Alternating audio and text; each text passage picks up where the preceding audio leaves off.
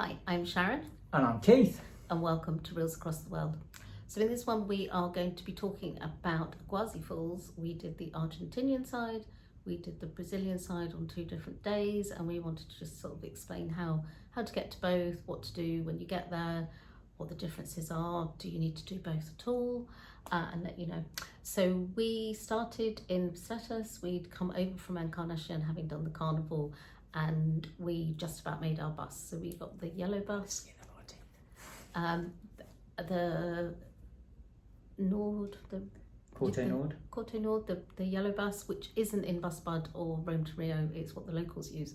So it was a bit cheaper, 4 hours, got there, absolutely fine.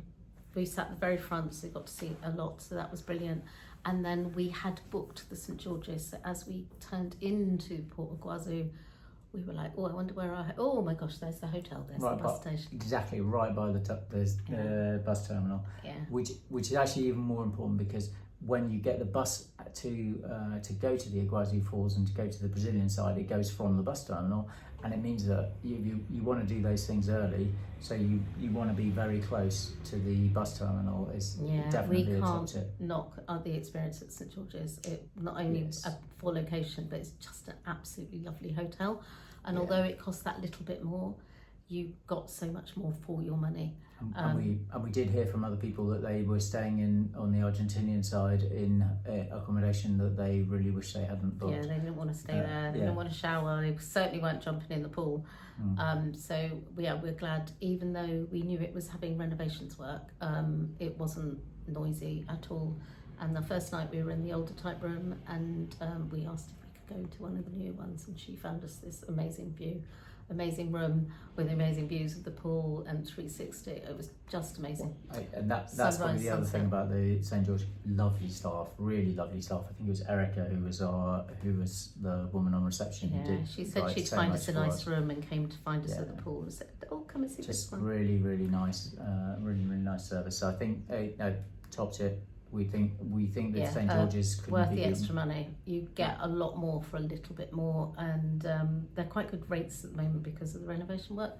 So we were really pleased with that. Anyway, so that would be our tip. And on our last day, actually, Erica even arranged for one of the men to fix my bag, that the handle was getting a bit loose. Just needed a screwdriver, and she did that for free. And she also, her top tip when we arrived, of course, was you can use your credit or debit card to pay on the bus to get to wherever, Iguazu at Argentinian, Iguazu Brazilian, and for the airports when you leave. So that was a pretty top tip. So don't think you do have to use cash, because you don't. Yes. They have a card machine. If you pay in the terminal, they've got a card machine. Yeah, which is very easy. So we booked our ticket that night, so we were ready to go that morning. We'd gone out for dinner with our friends from Calafate that night and had a nice time, and then we were. There's a couple of nice bars actually. They've done the nice bars in Portugal. Well, and restaurants, yeah. Holy was next door to the St George's. It was really nice, and then we went to another one. Patagonia, and we went to the empanada place, and there was another restaurant that some other friends that we met later. There'll be a couple of Instagram posts on being a vegan in Portugal. Yeah.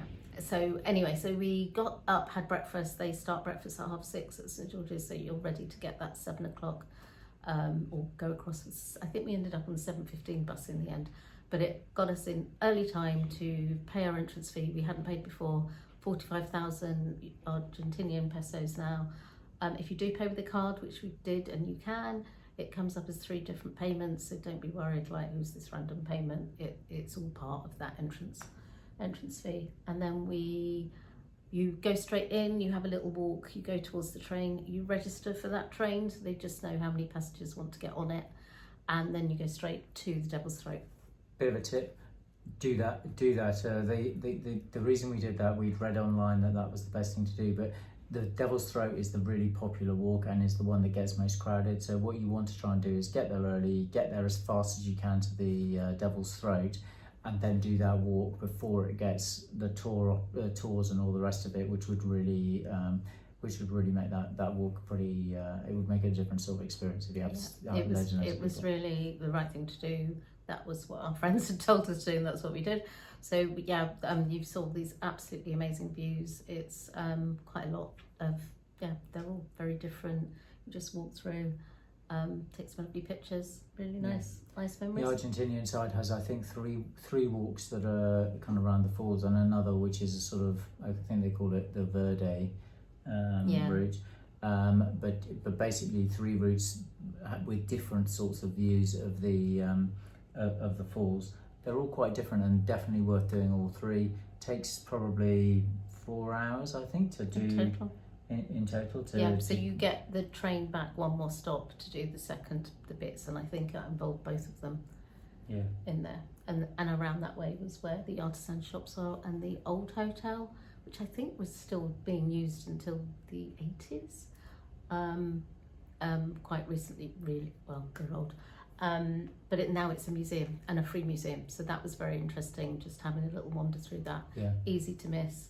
Obviously we saw those it's quite close to the restaurants actually. There's sort of restaurants, and and you see all the there's animals there. and then the hotel's sort of beside that. And it definitely is worth going to the exhibition. Yeah. So then we headed back, and the hotel pool was calling.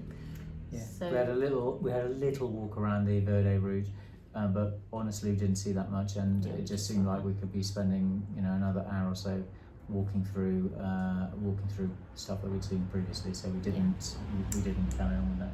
So the next day that evening we met some people that had actually taken the Argentinian boat on that day, but we sat next to them as we were doing the Devil's Throat. So they probably took a lot of these photos of us. And then we went out for dinner with them in the evening. And then the next day we did exactly the same, going off to the Brazilian side.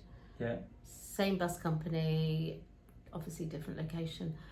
So when you go across the border, if you're coming straight back, they don't really care. You stay on the bus. If you are staying in Brazil, you have to then get off and get your passport stamped. And some people were going to the airport and they had to get off. If you're going to the Brazilian side of the airport, you have to get off and then get on another bus, which is a bit of a delay, although you are in a bus lane to make it a bit quicker. But if you are doing that and your flight's early, just be careful, because there were people who were panicking because they had to get off and get their passport stamped before they could get to the airport. So it was a bit we don't know if they made it or not. But the Brazilian side, equally very, very different, bit more shady, I'd say. It was nice shady walks. It's more through the rock, you're closer to the rocks. Yeah, a very different sort of view of the falls. And very different feel. Yeah, very different feel. There's only one walk, so it takes a bit less time. But it just feels like it just gives you a very different perspective on the falls. And there's a particularly brilliant place where they've got a sort of a platform that is almost at the bottom of where the Devil's Throat is, and it's a very different perspective from the perspective that you get from the Argentinian side. Although we're walking along, kind of pointing out, we were there yesterday, and we were there yesterday, so you can see it all from both sides. Yeah. But it actually does feel very different. It's definitely we very much felt that if you can do both, do both. Yeah, I definitely think it's different. And of course, we had that lovely marriage proposal that we witnessed. That was so cute. Yeah, there too. And then we probably should talk about the boat tours. So we had promised our friends that we originally made in El Calafate that we do the Brazilian side of the boat with them. The new people that we met the day before on the Argentinian side were doing it from the Argentinian side. So we kind of went to sort of see what it was all about with them anyway. Yeah. And they when you walk into the Argentinian side, there's a lot of people trying to sell you the boat tour, and they kind of imply that you can't buy it inside, you have to buy it with them before you go in. But in fact, that's not true. You can just rock up and turn up at they got in straight away.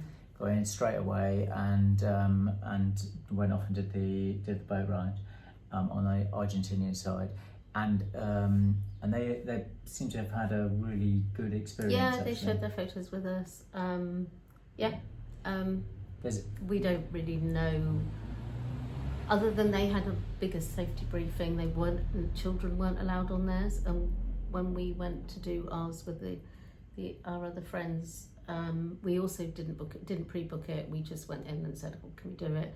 We got on pretty quickly. They give you another ride, price-wise, they seem to just keep matching each other, and as Argentina gets more expensive, it used to be cheaper on the Argentinian side and Brazilian was more, but now that has all changed because Argentina's got really expensive, and the Brazilians was slightly cheaper, but very slightly. So I think they're mainly It's like £3, and there was quite a lot. Yeah, they're this. trying to sort of catch up with each other, and like, well, if you're charging that and getting away with it, why won't we? And there was sort of quite a lot made. Oh, it's cheaper on the Brazilian side, but in fact it was like £2 or something like that. So it just wasn't significant, and it just seemed that although the experience of going into the falls was quite similar, there's a sort of nature trail that both of them do before you get to the boats, and it just seemed like our friends on the Argentinian side had a much better experience on the nature trail. Yeah, they saw capybaras, and I saw capybaras, they saw caiman, and they. I think it might be just the location that it just takes them longer to get to where the boats can go. Waterfall wise, it seemed very similar. And then we went to go to ours, and then we were like, these children can't be doing this boat ride with us. And it turned out they did. You can do a boat ride without the waterfall, and then you can do one with. So I don't know. We don't know. Some of us might have been quite grateful that it maybe been a bit easier on the Brazilian side because they were a bit chicken about those things. But it was a great experience. It was a great experience. One thing I would say is like do the boat tour, because it's like it was expensive. Do which one that suits you better. If you can do it, because it was really good fun, and it's got sort of part of the experience is going underneath. You get in the boat and you go underneath the waterfalls and get absolutely drenched. So if you do have children, definitely do the Brazilian side because you won't be able to do them on the Argentinian side. But really, there's no difference in cost. So if we would do it again, we probably would do the Argentinian side. Anyway, but both times we came back to our lovely pool. Thank you, St George's. And then the next day we had a nice free day, really, didn't we? Did a bit of admin and booking our future plans. And we also were going to do the sunset at the Three Corners where you see the Three Frontiers, I think it's called. Yeah. Which actually was a really nice walk. We decided a little bit late because we weren't sure whether it was going to rain or not. So we were a bit like, yeah, let's go. So by the time, but we hadn't realised it's a good half an hour walk from St George's or the centre of Puerto Iguazu. So it was quite nice though. It was quite nice, but we were thinking it's going to be dark before we get there, and it was. But it was still very nice. We enjoyed it. We had some pictures from the daytime as well. So didn't quite see sunset, but it is easily done. It's not a huge place, but that was quite nice. There's the sign, and there's just bit of a vibe going on. Some nice shops. Worth going to just for. You can do it in the day if you're very organised and you can get there before sunset. Then please do that. Obviously you need a sunset. I think there probably wasn't that much to see. I wouldn't have thought on the day that we were there, but that's just how it was. But other than that, cost wise, Argentina is just so expensive at the moment. In 2025, early 2025, Brazil could well have been better. We were obviously planning it a whole year ahead, so our thoughts never really changed because I don't think until you actually worth doing a cost comparison though when you do it, having a look at whether the Brazilian side's a lot cheaper, because it probably it might well be better.